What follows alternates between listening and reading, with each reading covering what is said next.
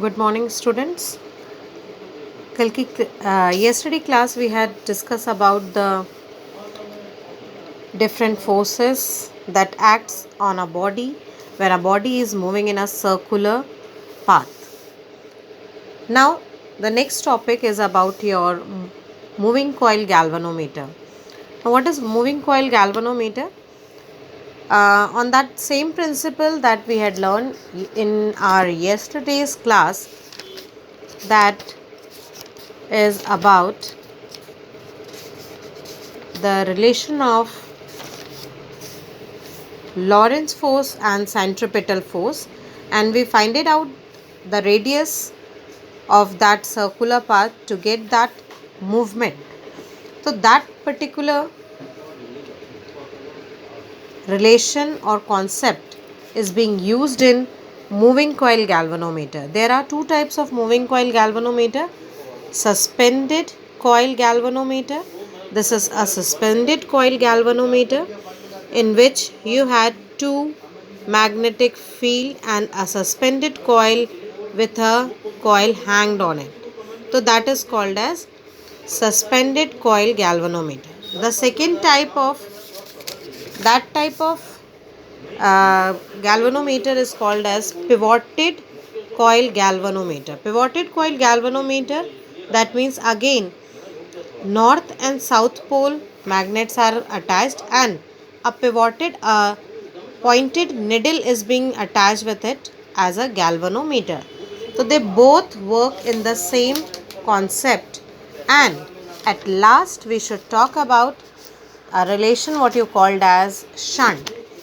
Now what is galvanometer? Galvanometer is a device which is used to get the testing of that particular current is flowing in a circuit or not. It is just like a tester. But how you can protect that galvanometer? So you can use shunt. Shunt is a low resistive wire which is always attached parallel to the galvanometer. Hence the current coming from the total circuit moves towards the galvanometer, and some of the current being low resistance, maximum current flows through the shunt. That means total current I is equals to Is plus Ig. Total current when reduced with galvanometer current, it will give you the current which is flowing through the shunt. PD across the galvanometer is always equals to PD across the shunt because they all are perpendicularly attached. So hence what you are getting? You are getting Ig into G is equals to Is into S.